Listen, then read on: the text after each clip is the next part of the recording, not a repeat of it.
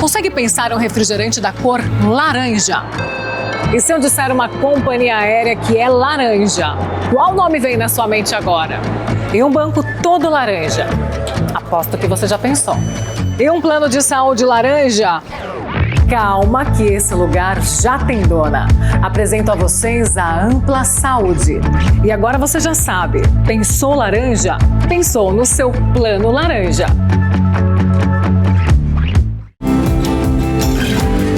Jovem Pan Saúde. Oferecimento Ampla. Muito mais que um plano, um compromisso com você. Isso é Ampla. Jovem Pan Saúde. Olá, seja muito bem-vindo a mais um Jovem Pan Saúde. A cada ano, mais de 200 mil brasileiros recebem o diagnóstico de câncer de pele não melanoma, que apresenta baixa letalidade, número que faz dele o tipo mais comum no país e também um dos mais preveníveis. Ainda segundo o INCA, que é o Instituto Nacional de Câncer, o tipo mais agressivo, o melanoma, atinge quase 9 mil pessoas por ano. Mas você sabe diferenciar uma pinta inofensiva de um sinal perigoso? Hoje vamos entender os tipos de câncer de pele, sintomas de alerta, formas de prevenção e os tratamentos mais modernos. Para isso, recebemos a dermatologista e membro da Sociedade Brasileira de Dermatologia, a doutora Viviane Scarpa, e também o doutor Fábio de Oliveira Ferreira, que é coordenador do Núcleo de Oncologia Cutânea e Sarcomas do Hospital Sírio-Libanês. Sejam muito bem-vindos aqui ao Jovem Pan Saúde. Doutor Fábio, queria começar pelo senhor. O que é, de fato, o câncer de pele? Por que esses números tão altos? Olá, é um prazer estar aqui nessa sessão para discutir um tema tão importante. Bom, o principal fator que leva a esse número tão alto é a própria exposição solar, né? A radiação ultravioleta, tão falada, tanto a radiação ultravioleta B quanto a radiação ultravioleta A. E países de clima tropical têm esse problema, né? Nós temos boa parte do ano, estamos expostos a esse fenômeno solar e se nós não tomarmos os cuidados de proteção, vamos atingir números como o que você falou. Agora, doutora Viviane, isso também tem a ver com o envelhecimento da população e talvez por isso os números tão altos?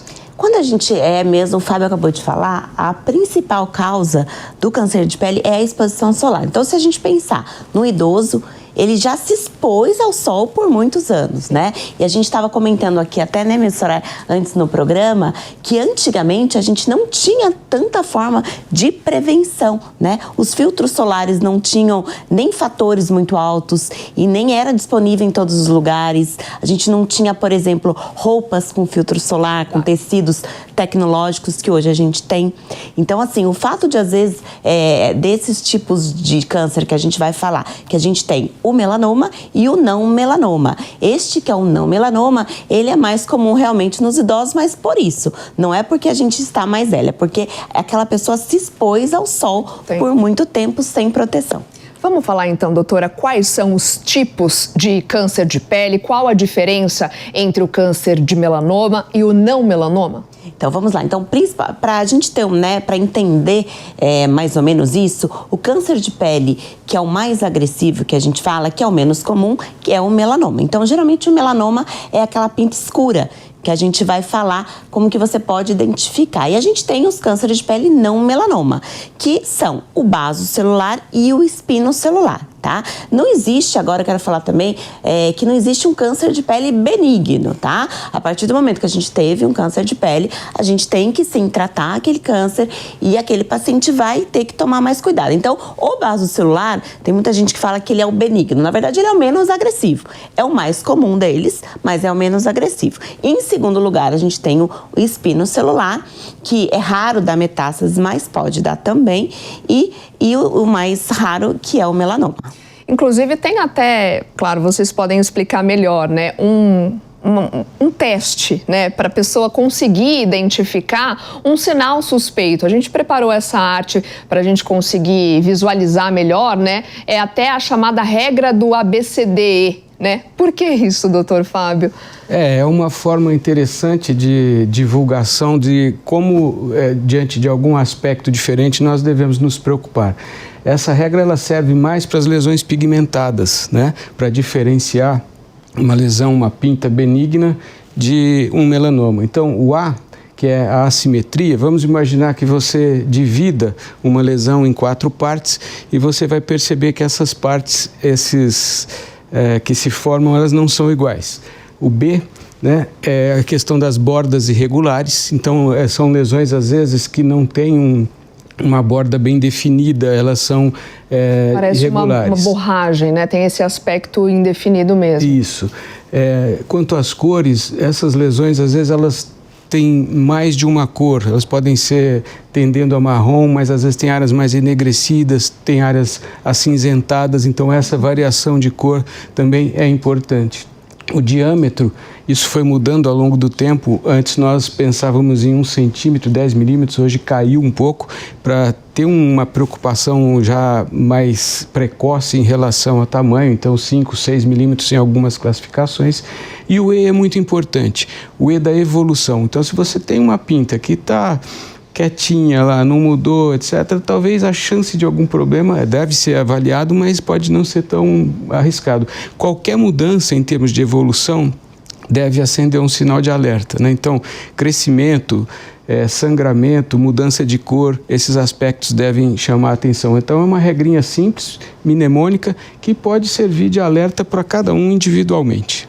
Ou seja, percebeu um sinal, uma pintinha que você não tinha percebido que tinha ali, e ela começou a mudar de cor, mudar de tamanho, de formato, eu já tenho que procurar um médico, doutora? Exatamente. Isso a gente está falando do suspeitas de melanoma. Uhum.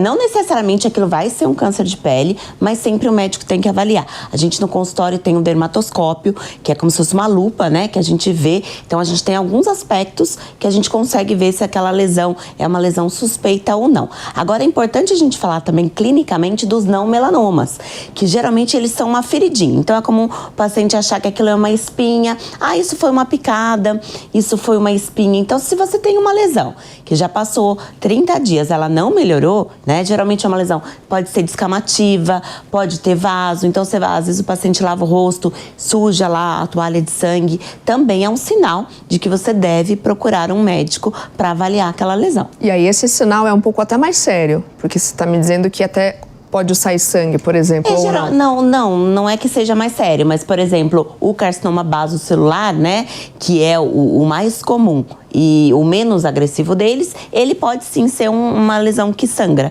né? É comum a gente olhar vasos na superfície dele. Então, qualquer coisinha diferente, tem uma lesãozinha que não cicatrizou, a gente tem que procurar um médico. E nesse caso que você falou do aparelho que você consegue identificar se é perigoso ou não, vai precisar, por exemplo, tirar aquela pinta ou não necessariamente? Se a gente tem suspeita, sim, num primeiro momento a gente tem que fazer essa biópsia, né? Que é pra gente, uma lesão suspeita, a gente pega, dá uma anestesia local, tira um pedacinho daquela pele e manda para análise. Aí o médico patologista vai devolver o laudo e aí a gente vai saber se aquilo é um câncer de pele, se não é e qual tipo que é. A partir deste momento que a gente vai tomar a conduta, que na maioria das vezes do caso, se a gente fez esse diagnóstico precoce, ela é cirúrgica, aí o Dr. Fábio pode falar melhor sobre isso, mas aí que a gente vai definir a margem de segurança, né? Como que vai ser a intervenção. Mas sim, se a gente faz esse diagnóstico precoce, a gente tem que saber também, Soraya, que a gente tem mais de 90% de cura. Então, por isso que nós médicos, a gente é chato, né? Em relação a isso, que o paciente faça o autoexame, a gente orienta que pelo menos uma vez por mês que você se observe, que você veja. E é comum também a gente ver no consultório a pessoa que vem assim, olha, eu vi porque a minha esposa viu, que a minha mãe viu uma coisa nas minhas costas, né? Normalmente os homens não têm tanto cuidado assim quanto nós mulheres, né? E aí vai deixando aquela pinta ali, aquela marca crescer, mudar de tamanho. Você fala, olha, você tá com uma pintinha aqui, tem que procurar um dermato. Então muitas vezes as outras pessoas que vão, porque alguém viu e pediu pra pessoa. Então é importante também que você examine quem você ama, né? Sim. A gente tem esse cuidado também de pedir, porque realmente a gente não consegue ver às vezes, né, nas costas, enfim, todos esses lugares. E doutor Fábio, tem alguém que tenha mais risco de desenvolver esse câncer ou não? Sim, pessoas geralmente de pele clara, né, olhos claros, as pessoas que têm muitas pintas, Aqueles que já tiveram um tumor de pele têm um risco um pouco maior de ter outro, e tem uma questão genética também, né? Então, existe uma predisposição genética, às vezes familiar, isso deve ser investigado, é uma das perguntas importantes quando você está conversando sobre câncer de pele e história familiar. E tem também um grupo que eu gostaria de chamar a atenção, que são as pessoas que por alguma razão têm imunossupressão. Nós esquecemos às vezes, mas tem hoje, felizmente, né, muitas pessoas vivem bem depois de um transplante, mas usam imunossupressores, ou às vezes tem uma imunossupressão adquirida por alguma outra causa, e são pessoas que têm um risco maior. Pessoas que têm queimaduras antigas também têm chance maior em áreas de processos inflamatórios crônicos, então tem uma população especial que tem um risco aumentado. Eu queria lembrar uma outra regrinha interessante, que é a do patinho feio, né? Essa não pessoas que têm, as pessoas que têm muitas pintas, às vezes tem um padrão, mas às vezes tem uma pinta que foge daquele padrão, por isso que se chama o patinho feio. Também é um sinal de alerta, principalmente para pessoas que têm muitos nervos, têm muitas pintas, que às vezes é difícil você diferenciar. E como a Viviane disse, precisa às vezes de uma avaliação mais rigorosa com dermatoscopia para olhar características ampliadas com luz especial que vão te falar a favor de tirar ou não aquela pinta para exame. Porque imagina, quem tem muita pinta, vou tirar todas para fazer exame? Não. Então, existe uma maneira de dirigir um pouco melhor, né, clinicamente, para que a gente selecione aquelas de maior risco. Agora, só voltando um pouco nessa questão do grupo de risco, né? O senhor citou alguns grupos, né, de pessoas com, enfim, com comorbidades. A pele, ela fica diferente ou não tem nada a ver? Do organismo mesmo? Depende um pouco da causa. Então, nas situações de imunossupressão, é a própria queda de imunidade, né, que leva a uma dificuldade do nosso sistema imunológico impedir o desenvolvimento de tumores que, numa situação habitual, talvez nós fôssemos capazes de evitar a transformação. Em áreas de queimadura, por exemplo, o mecanismo é diferente. Você tem um processo inflamatório crônico, então renovação celular de outra maneira, e acaba tendo uma chance maior de acontecer, né? No geral, talvez pensar no efeito da radiação ultravioleta é que é interessante, né? Porque isso leva a alterações, assim, vou falar de uma maneira bem direta, no DNA da célula da pele, e isso leva a uma alteração que acaba transformando uma célula normal num caminho de uma célula cancerosa. Esse é o efeito direto da radiação ultravioleta B e indireto da ultravioleta A, que apesar de ter menos energia, ela penetra mais profundamente. Então a gente tem que tomar esses cuidados, inclusive no inverno, né? Pois essa era a minha próxima pergunta. Antes da gente falar do inverno, falar do tão temido sol. Por que a gente fala assim há muito tempo, né, do perigo de se expor ao sol sem proteção, doutora? É porque, como o Fábio falou, a gente mora no Brasil. É um país tropical, a gente tem sol o ano inteiro, né? E dependendo de onde você mora no Brasil, se você for do Nordeste, mais do que outro, pouco mais, né? Um pouco menos. Então, a gente orienta, sim, que a fotoproteção ela é importante mesmo que você esteja dentro de casa. Aqui, por exemplo, com todas essas luzes... Quem passou protetor? Quem passou protetor? Então, assim, tem que passar protetor. Então, assim, a minha dica é, deixa do lado da escova de dente. Quer dizer, todo mundo vai escovar dente todo dia, né? Então, tem que passar filtro solar. A gente tem que... o fator que a gente indica geralmente é acima de 30. Já a gente tem provado que filtro solar não dá câncer, não causa câncer, que esse é um mito também que as pessoas às vezes têm, né?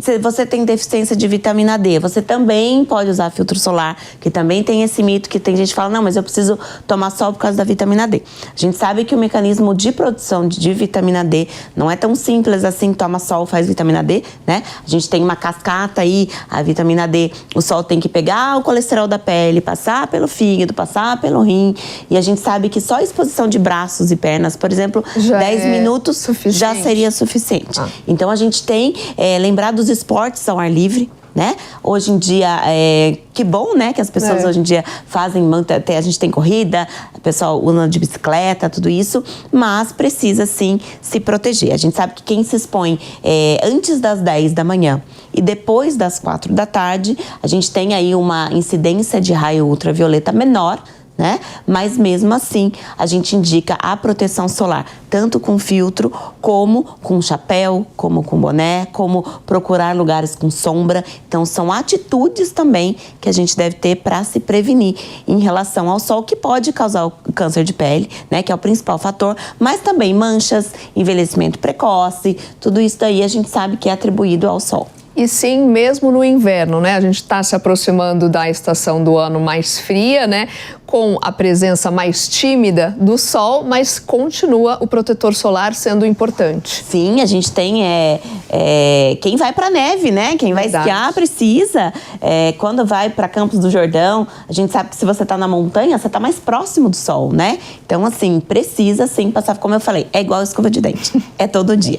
Agora, doutor Fábio, a gente olhou, né, mais no comecinho aqui da nossa conversa, dos tipos de manchas, né, enfim, de marcas que possam surgir no corpo. E elas têm a capacidade de se espalhar e ir para outros órgãos também? Então, isso depende muito do tipo específico de tumor, né? Então, de forma geral, o carcinoma basocelular, que é esse um pouco menos agressivo, tem uma chance bem menor.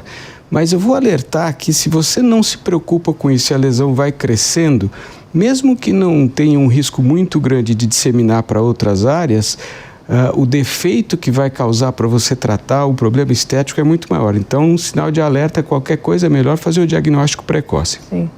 Os carcinomas espinocelulares, que são esses outros também muito relacionados à exposição solar crônica, eles já têm um pouco mais de agressividade, tanto de infiltração local, quanto nesse cenário que eu falei, se você não trata e vai deixando aquilo crescer, existe sim risco de metástase, tanto para gânglios, né? Ou seja, sair do local primário, cair na corrente linfática, ir para a região de gânglios e até para a corrente sanguínea. Agora, os melanomas, sim, esses são os mais temidos em termos de risco de ir para outros locais, né? Então, e o melanoma, ele tem uma relação também da profundidade da pinta com o risco de disseminação. Então, de novo, diagnóstico precoce é fundamental. Queria fazer só um apanhado disso que a gente falou do sol e esse tipo de lesão. Às vezes você fala, vou uma vez só na praia, né? E não se protege, tem aquela queimadura, fica vermelho e tudo mais.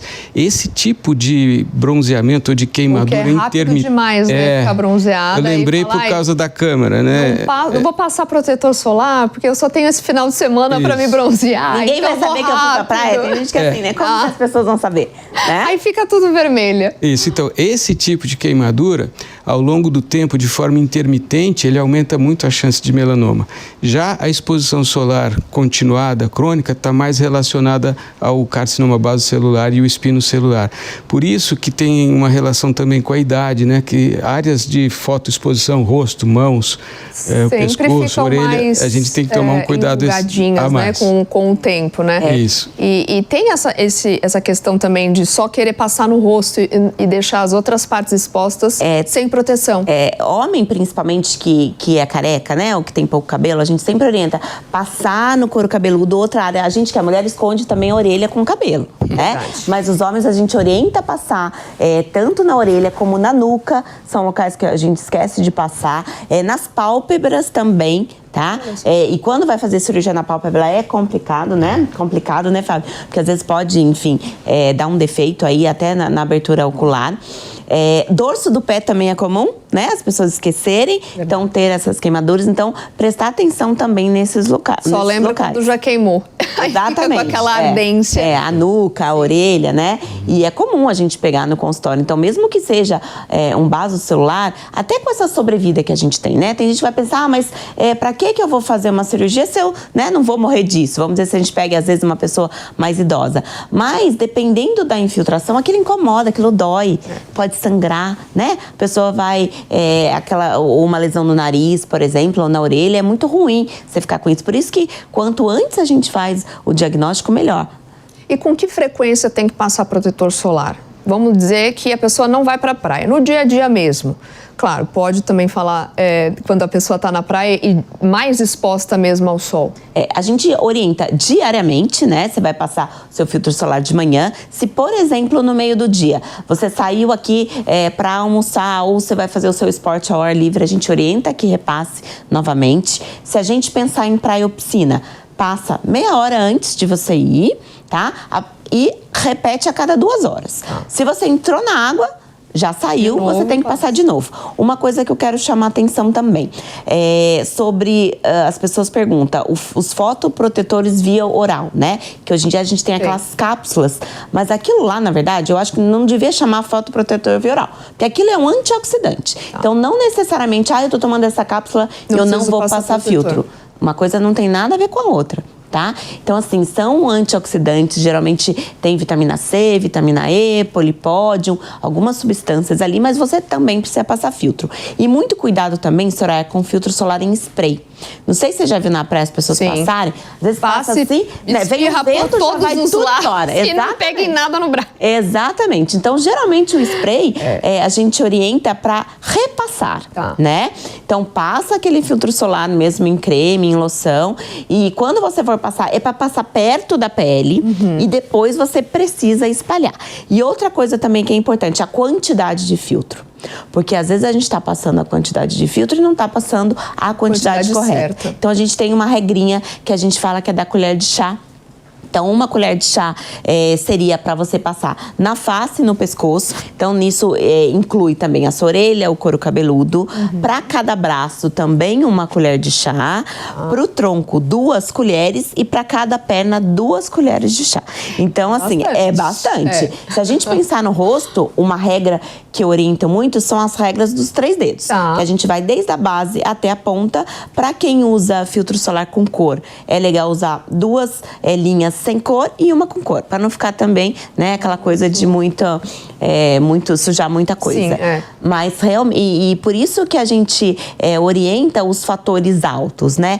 Porque, por que a gente faz isso? Porque geralmente se você passar um fator 60, 70, mas não usar a quantidade ideal, geralmente você está usando um 30 ali, vamos pensar assim. Se você não usou a quantidade que a gente orienta. E lembrar que em criança, a gente orienta a fotoproteção acima de 6 meses, procurar os filtros solares indicados para criança, que geralmente são os filtros físicos, isso a gente acha, né, em qualquer farmácia, e a regra para criança é metade. Então, se eu falei uma colher de chá para o rosto, seria meia, né, e aí sucessivamente seria metade. Deixa eu trazer mais alguns dados aqui para o nosso bate-papo, também dados do INCA, mostrando que em 2020 ocorreram mais de 2.000 mortes por câncer de pele não melanoma e quase 2.000 óbitos por câncer de pele melanoma. Doutor Fábio, o tratamento começa por onde, né? Queria que você trouxesse um pouco para a gente entender aí que tipo de tratamento que a gente está falando quando diz de câncer de pele. Bom, de forma geral, quando você faz o diagnóstico precoce com doença localizada, o tratamento é cirúrgico. Existem alternativas, particularmente para algumas situações, depois acho que a Viviane pode falar melhor de alternativas não cirúrgicas, mas de forma geral, o diagnóstico precoce, remoção da lesão para diagnóstico definitivo de patologia, e aí com base nesse dado você vai decidir se precisa fazer uma ampliação de margens, uma cirurgia um pouco maior, ou se aquilo foi suficiente para o teu controle. Muitas vezes, quando você tem uma quase certeza com os aparelhos de dermatoscopia e pode planejar uma cirurgia com alguma margem já e tratamento definitivo, ou até exame intraoperatório, né, com o patologista junto para te dar a posição sobre as margens, se está tratado com a operação ou não. Tá? Agora, em fases mais avançadas é um pouco diferente. Você vai julgar se há possibilidade de uma remoção cirúrgica completa, ou hoje em dia a gente começa a caminhar um pouco em algumas alternativas, por exemplo, de imunoterapia, de outras alternativas para fazer um controle melhor da doença, evitar que ela se espalhe e conseguir umas taxas de cura maior para algumas situações de doença mais avançada, né? Doutora, a gente está quase chegando no final do nosso programa, falando em tratamento ainda. Depois que esse paciente passou por essa cirurgia, né, foi identificado que de fato precisa da retirada dessas manchas, dessas pintas, né? Tem chance de cura? Pode ser que haja reincidência? Como se proteger a partir de então? A pessoa que teve um câncer de pele, ela tem um risco maior de ter um segundo câncer de pele.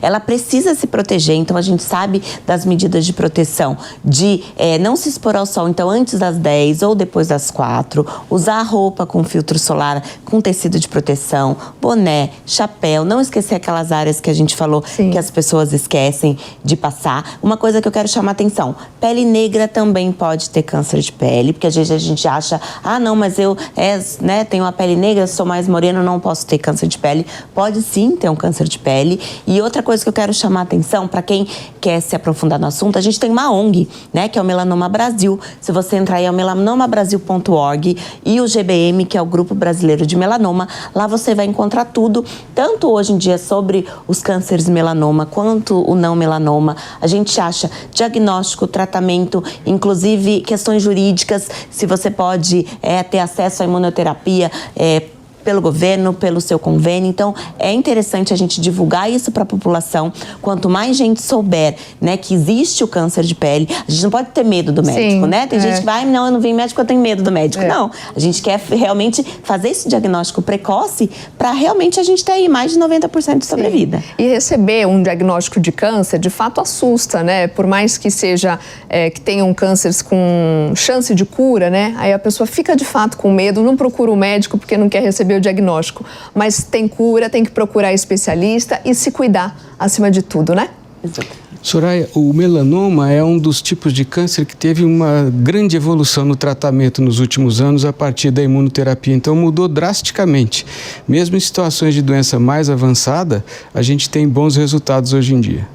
O câncer de fato de pele, né, pode assustar, mas como eu disse, quando diagnosticado cedo tem altas chances de cura. O segredo está mesmo na prevenção, proteção solar todos os dias e olhar atento aí aos sinais. Quero agradecer mais uma vez a doutora Viviane, também o doutor Fábio pela participação aqui com a gente e você que nos acompanhou. Se você perdeu alguma parte do programa, quer rever outras entrevistas, nosso programa vai estar disponível no nosso canal do YouTube ou aplicativo da Panflix para Android ou iOS. E se você tiver alguma sugestão de tema, alguma dúvida, mande um e-mail para nós, é o saude@jovempan.com.br e a gente se encontra no próximo programa. Até lá. Jovem Pan Saúde. Jovem Pan Saúde. Oferecimento Ampla. Muito mais que um plano, um compromisso com você. Isso é Ampla. A opinião dos nossos comentaristas não reflete necessariamente a opinião do Grupo Jovem Pan de Comunicação. Realização Jovem Pan News. Consegue pensar um refrigerante da cor laranja? E se eu disser uma companhia aérea que é laranja, qual nome vem na sua mente agora? E um banco todo laranja? Aposto que você já pensou. E um plano de saúde laranja? Calma que esse lugar já tem dona. Apresento a vocês a Ampla Saúde. E agora você já sabe, pensou laranja? Pensou no seu plano laranja.